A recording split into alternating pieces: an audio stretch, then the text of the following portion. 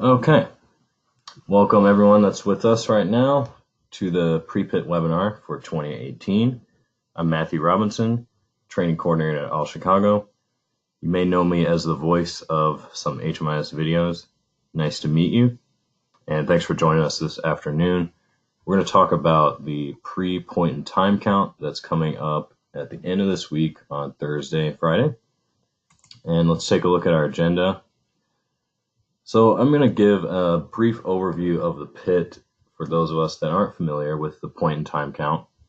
We'll talk about the expectations for this upcoming pre-PIT, for this week's pre-PIT. We'll also go over some resources that we have for ATAs as far as updating their unit lists. And by unit list, I mean the bed and room count unit list that's in Shelterpoint and HMIS for each agency. I'll talk about how to review those, add any unit lists that we don't have in the system for your agency, make updates to an existing unit list, and also deleting unit lists that need to be deleted. I'll also go through a demonstration in HMIS of data entry for singles and families.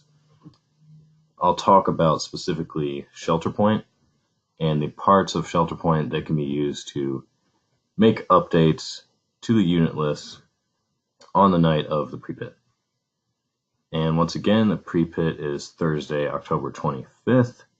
By midnight that night, we should have all the updates that I'll go over in the expectations completed. And the official PIT is in January. Just keep that in mind. We're preparing for that official point in time count this January. Right now, there is not a submission that ATAs will have to make. Just the updates will suffice for the pre-PIT. The agenda here that I'm showing that you'll have access to in the slides is actually, it has links to our recorded webinar that we have about the actual PIT. So I'll make sure to share that with everyone that's in attendance here. Okay, just in quick overview of the PIT process and how it works in terms of the timeline annually. Every year we do a pre-PIT count, and we've started to do that pretty recently to prepare for the official PIT, which happens sometime at the end of January, usually around the 20th or 26th, just like this month, end of January for the official point in time count. A couple of months later, there's a submission to HUD of the pre-PIT tally, and then a final PIT report, point in time report, that comes from DFSS. So what is the PIT? Let's take a step back real quick. This is where our continuum counts both the unsheltered and sheltered number of homeless persons in the Chicago continuum. And this training is specifically for the sheltered population that is going to be counted using HMIS and a corresponding paper tally sheet. So the idea is that the paper tally happens and the HMIS count will happen, and that those two things will be compared, the paper tally and the count of HMIS clients in Shelterpoint. So using the data from that night, HMIS should reflect who's staying that night at the shelter by midnight. And it's the best way to get an accurate count of who's staying in shelter on the night of the PIT. That'll be compared with the paper tally. To talk about some of the results from the last year's PIT and point in time pre-PIT, there were a total of 94 projects that participated in the point in time count last year. Of those projects, 72 of them were able to use HMIS data. So it was considered highly accurate and up to date at the point of the pre-PIT night, and the pit night in 2017, 72 projects of the 94 used their HMIS data for that point in time count of sheltered persons. And 22 of those 94 still used the paper tally sheet, because the paper tally reflected more accurately what was going on that night of the shelter. So as you can see here, it's a pretty high rate of 76% or so of agencies that exclusively use their HMIS data.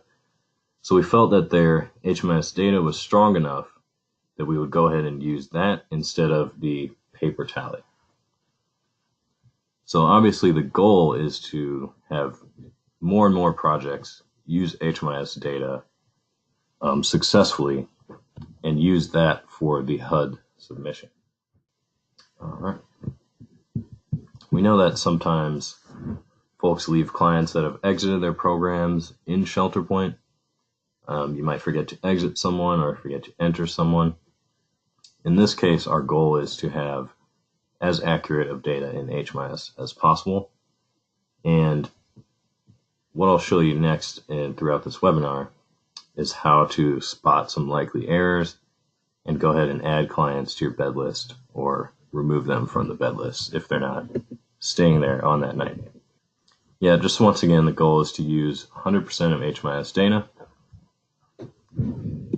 for the upcoming PIT submission, and this pre-PIT will help us to get there. So for those of us on the line, there are just these 4 HMIS project types that are required to participate in the PIT and asked to participate in the pre-PIT. That is emergency shelters, safe havens, transitional housing, and interim housing, although most interim housing projects have changed to either emergency shelter or safe haven, or transitional housing, excuse me. At the bottom, I have a resource for agency project types. That is in the HMIS help desk. You can find it through that link or just by searching agency project type. We have a list of agency project types corresponding to agency and project. The pre-PIT is completed through HMIS only, and the point in time count subcommittee approves the pre-PIT to help projects get prepared for the actual PIT in January. Let's start talking about which HMIS data is used during the pre-PIT and point in time count. That includes demographic data from entry assessments. There are some key data points in the entry assessments that should be up to date for the pre-PIT and are used in the pre-PIT report.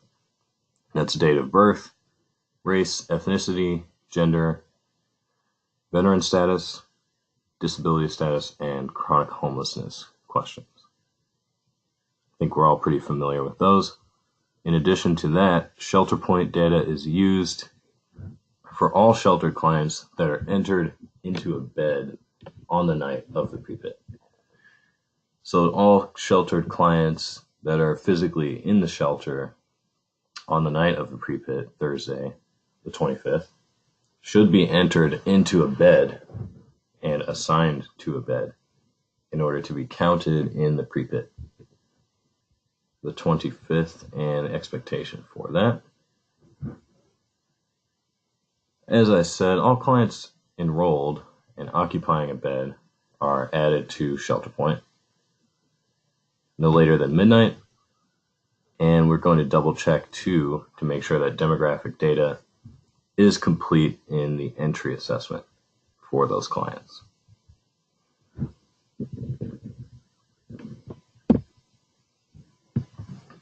We're preparing right now for the pre-PIT and for the eventual PIT in January.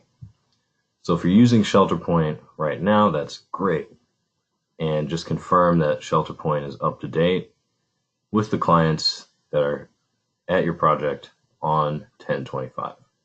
If you're not using Shelterpoint yet at your agency, that is okay. we're here to support you. If you know the clients that are expected to be in beds on the 25th, you can start entering them now, and we'll be here to support you in doing that. For emergency shelters, where situations are a little different than safe havens and transitional housing, with clients coming in just on a nightly basis or even on an afternoon basis, if you don't know who will be in your shelter on that morning, at midnight and 1 minute on 10/26 yet, that is no problem. Add those clients to beds on the 25th based on who comes in for shelter. So here are some of our next steps to prepare for the pre-pit. You'll want to review your current Shelterpoint data. Are the clients that are listed there in Shelterpoint currently checked in? Are there any clients that are occupying beds but are not actually still at the shelter? Do you need to empty any beds and make them available? Add clients to beds. Families can be added together, starting with the head of household. Families should be added together, starting with the head of household as well. And I'll show you how to identify which individuals that are part of a household are assigned as a group, as a household, as they should be. And for singles, express check-in is an option to check in singles, in which each person is assigned a bed one by one, going down a list from 1 to the end of the available beds. And it's also possible to check clients and assign them one by one. That is what I'll go over in the HMIS demonstration. The third step would be to complete any missing demographic data in the entry assessment. And the final step to prepare for the pre-pit would be on that morning of Thursday the 25th to check for accuracy in your Shelterpoint. So I have some resources that I'll start to go over for our ATAs. Unit lists can be adjusted, and to do that, you'll just reach out to the HMIS team and use a resource that we created for you in the HMIS help desk called Creating/Editing Your Unit Lists.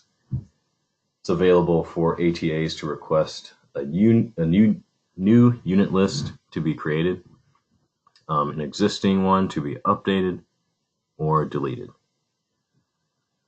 One other thing I'll go over is the CoC APR report, and you can use the link in this PowerPoint slide, or actually type in the short URL that you see on the bottom left here, bit.ly/pit resource, to get to the unit list creating an editing resource.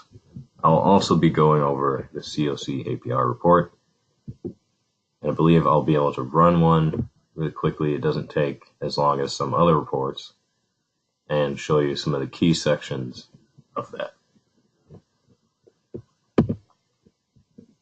Okay, so let's go ahead and log into Shelterpoint. I'm going to be logging into the HMIS training site for the purposes of this demonstration. Okay, so here I am in ServicePoint. I'm going to go over to Shelterpoint, and what we'll be doing is entering in a situation that my project serves singles. We'll be entering a client into a specific bed. You'll also see the Express Check-in module, which only shelters that serve singles are able to use for these Shelterpoint updates ahead of the pre-pit. So here I am in ServicePoint. I clicked on the Shelterpoint module on the left side. Here I see View Shelterpoint Inventory. And this is the interaction that will show me my unit lists. I'm going to select my agency-provider, in which case it should be an emergency shelter, safe haven, transitional housing project, or interim housing project. Selecting All Chicago Emergency Shelter. Here in this drop-down where it says unit list, I'll see a breakdown of the available unit list for this project. So I'm going to click on the emergency shelter unit list and click submit, which will take me to the Shelterpoint dashboard. And here's where I want to be. Just looking at the available options here. Check-in client, check client in, express check-in, check-in reservation, referral, ID cards for some projects, update confirmation list, and transmit today's checkout list. There's also a view all option, and that's what I'm going to use first. I'm going to click on view all, which will show me my entire unit list that is available and assigned. So right now at All Chicago Emergency Shelter, I don't have any clients assigned to beds. And this would be okay. Let's say it were the morning of the 25th, and I needed to add clients to Shelterpoint ahead of the pre-pit count. So what I can see in this unit list is the date in, floor, room, and bed assignments. And under client, it says empty for each of these. I'll also be able to see in this unit list if a date of birth, gender, or group ID is missing. And those are crucial for the pre-pit. So first thing I'll do is check in a single client. So I'm going to click on check-in at the bottom right here next to a bed and a plus sign. This bed is empty, so I'm going to click on that. I know the name of my client, so I'll search for them that way. This will be Peter Pan. I'll click search and try to find that client in the client results. When I find them, I'll select the plus sign next to their name. And there's an alert that says, this is the client's first stay. Would you like to continue with check-in? I'm going to go ahead and click continue. Here I have a data entry space for my client just before I'm checking them in. On date in, I can fill in the date and time that they arrived. We would encourage you to make this accurate on that night. On premises, exempt from curfew. These are options I can work with as well. And then a unit name / number assignment shows the floor, suite, and corresponding bed number for that client. Also have supplies, locker room, and any notes or codes. So my client has arrived as a single person, single male, and there are no other members of this household that I can see right here. If I wanted to check on that, I could click the household overview drop down and see any other household members that are part of the household with my client here, Peter Pan. He is the only one. So I'll go ahead and check to see if there's a check mark next to their name and if they have an assigned unit. I can't click that assign unit button because this is a household of a single person. And so Peter will be automatically assigned to a unit. When I click save, then I'll click save and exit. And if I scroll back up, I was taken back to my unit list. I can see that Peter is checked in here. Also notice that there's some missing demographic information. So I'm going to click on this client's profile. Go up to the top. Click Entry Exit.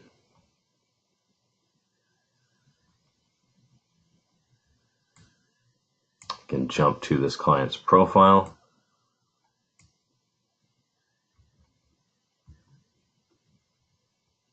And take a look at their client profile. And it looks like there is some demographic information missing here. I'm going to go ahead and enter a date of birth for this client.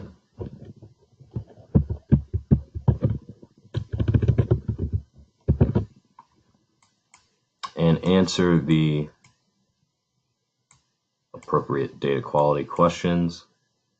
Also entering in the demographics in terms of primary race and ethnicity. Clicking Save. I'm just going to take a look at their entry assessment to see if there is one there. To check on this, I'll go ahead and click the pencil next to that assessment. Click Save and Continue. And scroll down to see that there is missing demographic information in this client's entry assessment for my project.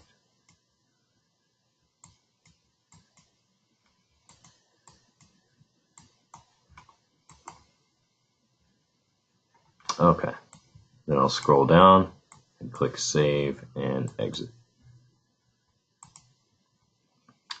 Now, I won't focus too much on entry assessments for now. If you see a lot of clients with that information missing, you can contact us. I'm going to go back to my Shelterpoint unit list. Click on View All once again. And here I can see that now my client, Peter Pan, has both the date of birth and gender.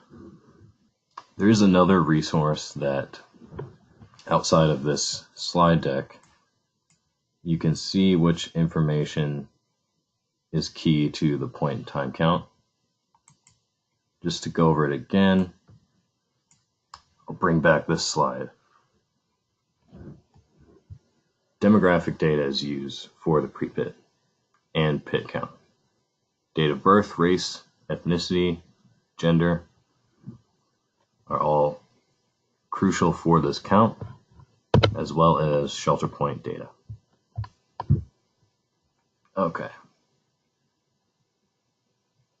Once again, any questions you have, just go ahead and enter them in the question section, and we'll go ahead and get to those at the end of this webinar. Okay. Now let's talk a little bit about family projects. Projects that serve households of more than one person must enter each household together, starting with the head of household. I'm going to go through how to enter multiple households in Shelterpoint and how to enter a household with more than one member into Shelterpoint. I'll go through the entry first.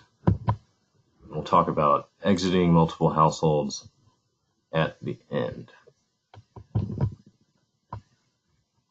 So I'm going to go back over to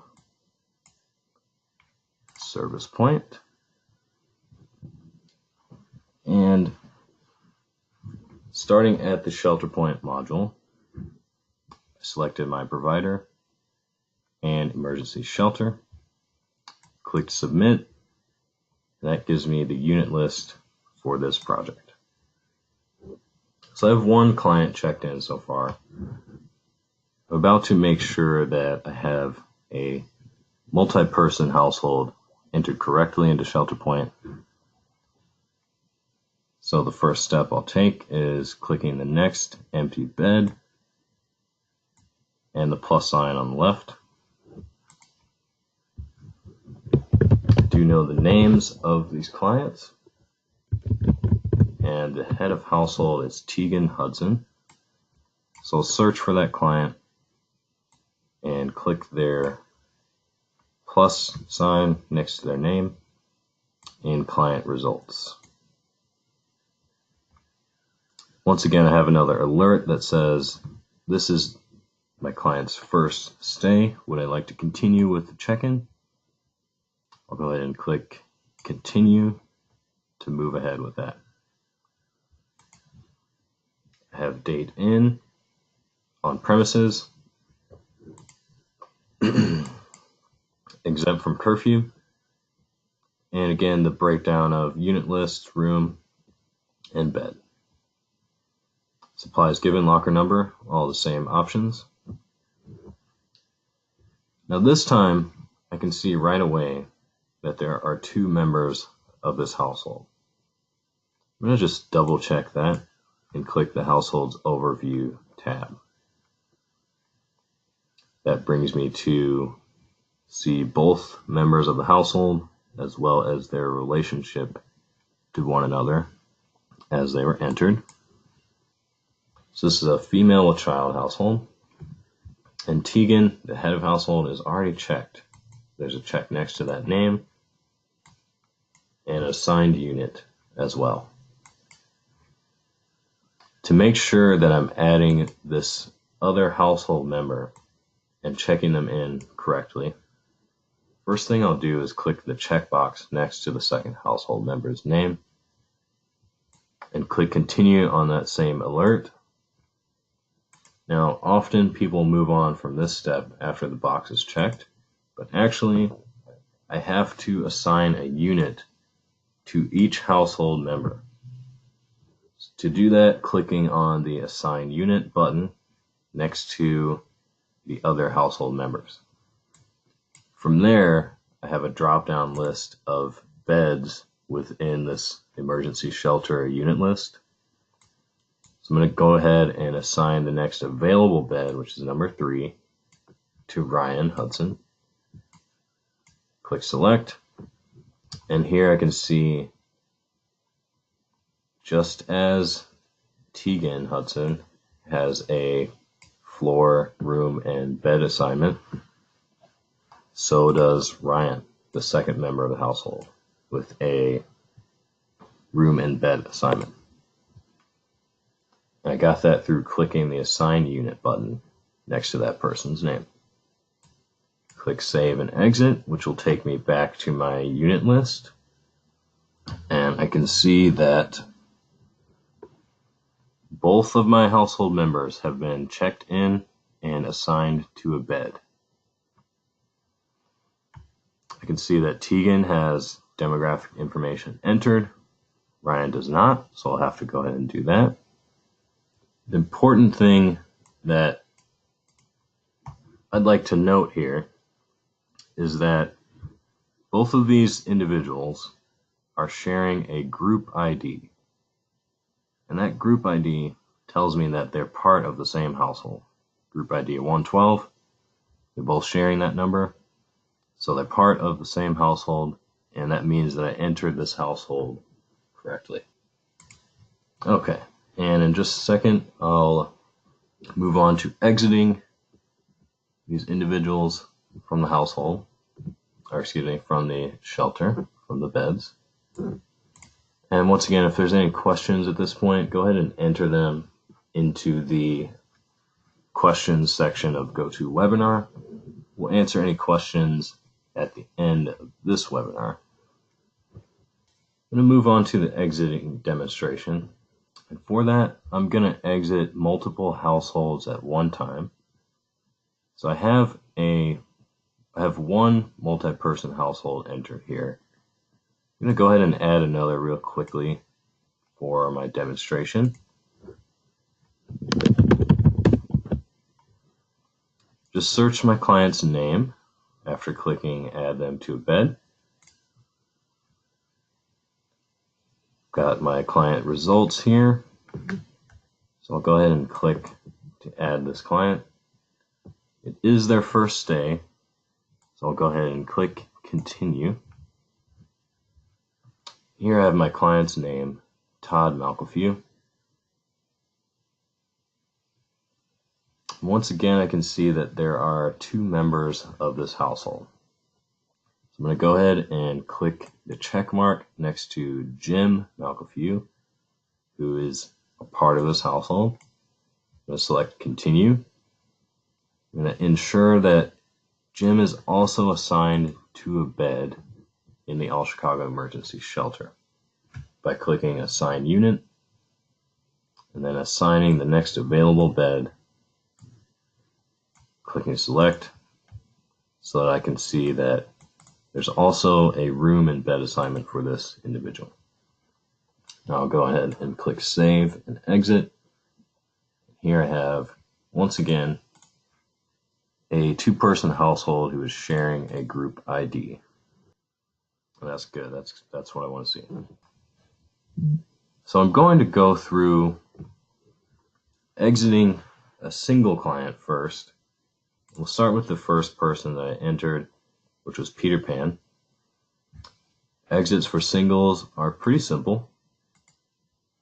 This client has left, so I'm going to click on the checkout button next to their name. I see some of the same options here for date out, which I can update and make as accurate as possible. On premises, exempt from curfew, which bed they were assigned to, if any supplies that were given were returned. No incidents recorded for Peter, so I'll go ahead and click save and exit. And now when I return to my unit list, I can see that this client has been exited from the bed in this shelter. Okay, and so to exit multiple households at one time, which I imagine some folks will have to do, I'm going to go back to the main Shelterpoint module and again enter All Chicago Emergency Shelter, my agency-project, click submit. Once I selected a unit list, click submit. I'm going to go to the update confirmation list. And here I can see a breakdown of clients that were recently entered and are still in the project. So I'm going to uncheck the members of this household. I can tell which clients are in a household by their group ID. I'm going to go ahead and click confirm. And here I see confirmation statistics. Successfully confirmed 0 clients and unconfirmed 4 clients. I'm going to click OK on that. Next thing I'll do is go to transmit today's checkout list. So that confirmation language was about confirming whether the clients were on premises or not. If you saw when I was unchecking those boxes, there was another box automatically unchecked called on premises, and those were unchecked. So when I click on transmit today's checkout list, this is what I'm seeing here. This is every person that was checked out at the time that I'm running this checkout list. So I'm going to go ahead and reconfirm those checkouts by checking the boxes next to each individual's name. I can see the beds that they were previously assigned to, as well as group IDs for the households. I could have also checked the check all button, which would just check all of the checkout boxes for each individual client. I'm going to go ahead and click on check out on the right hand side, bottom right of this window. And as is customary with Shelterpoint, there's not much feedback that was given. But I can tell that something went through. So what I'm going to do is go ahead and click on the View All icon so I can see my entire unit list again. And I can see that all of the units and beds available in this unit list are empty. So that means that I successfully checked out multiple households at one time. All right, any questions about that? You can leave them in the questions section, and we'll get to those at the end of the webinar. I'm going to take a brief pause and bring up the CoC APR report. And let's take another look at where we're at in the slide deck. So we just did an exit. We just did an exit of individual clients and of multiple clients or multiple households at one time. And remember, we exited these clients from the beds, not necessarily from our project. What we need at the point of the pre-pit is to have an accurate count in Shelterpoint of which clients are occupying beds. Just going to advance to slide 1 and talk about these resources here again for HEAs. We do have a resource available for updating unit lists, and you can find that on HMIS Help Desk. It's called Creating/Editing Your Unit List. Or you can access it by this link at the bottom, short link at the bottom. Okay, before I talk about general guidelines, I want to show the CoC report, CoC APR report that I was referring to. That is in HMIS. So I'm going to go ahead and navigate back to the training site really quickly. I'll go over to reports. This is another resource available for ATAs ahead of the pre-pit count. Clicked on the reports module on the left-hand side. Here I can see CoC APR 2018. I'm going to go ahead and click on that icon to bring me to the build of this report.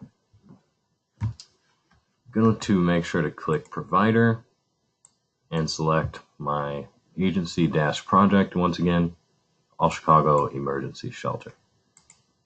I'm going to click this provider only and enter in the date range.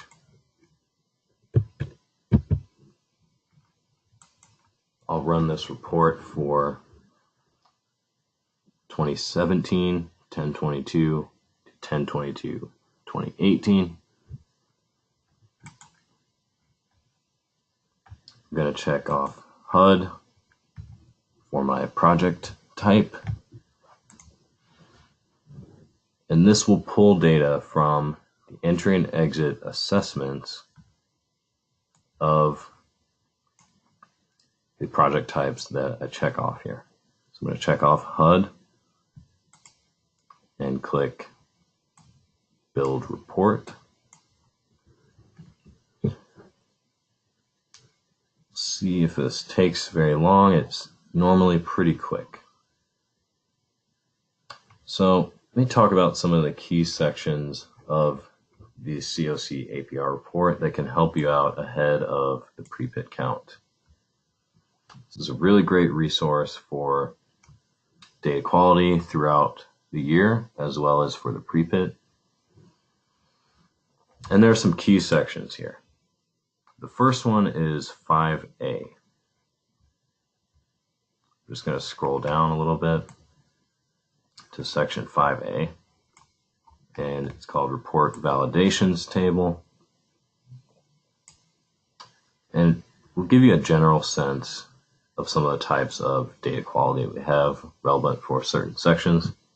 5A talks about the general population, just to tell you who are leavers, who are stayers, how many children you have, how many adults, etc. So a shelter serving youth specifically should not have any obvious adults that are not actually staying in that project. Same thing for a project that does not serve youth. Number of youth under 25 is an option that you would see anyone falling into that category would show up in this report here. Section 7, let's scroll down a little bit. 7A talks specifically about children. Number of adults served, number of children served, number of client doesn't know, and data not collected. Section 10 goes over gender of adults and gender of children. So you can see which folks are identifying their gender in the following ways. A notable error that could come up is having data not collected for some clients, or for a men's transitional housing, having female clients enrolled. That could be an error. And within the CoC APR report, you're able to see, when clicking on any of the blue totals, which clients are coming up as corresponding to those parameters.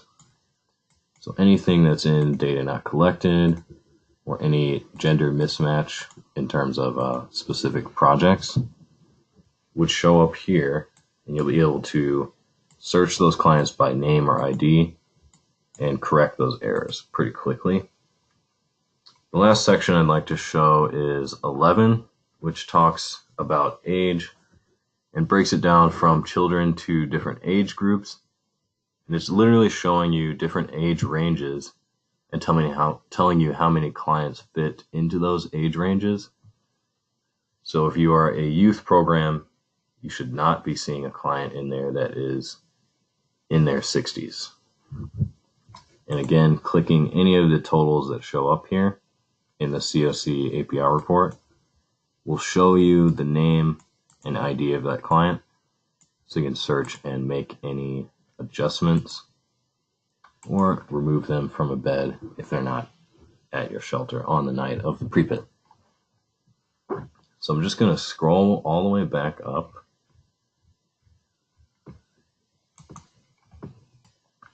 And I'll talk about now some of the general guidelines to ensure success on the night of the pre-pit.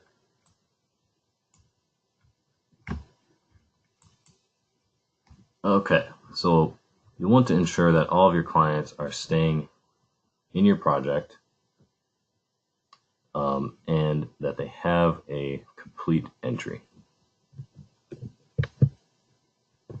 Double check demographics for clients that are staying in your project on the night of the pre-pit, noting that age ranges should fit with program types. Ensure that your Shelterpoint bed list is completely up to date. That's both in terms of beds available and in terms of clients staying in shelter that night.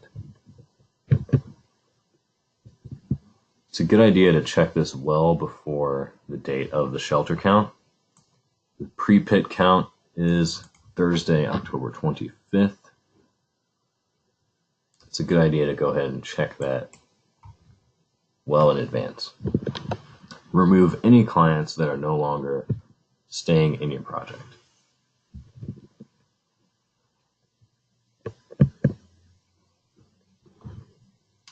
Thank you so much for everyone that joined us.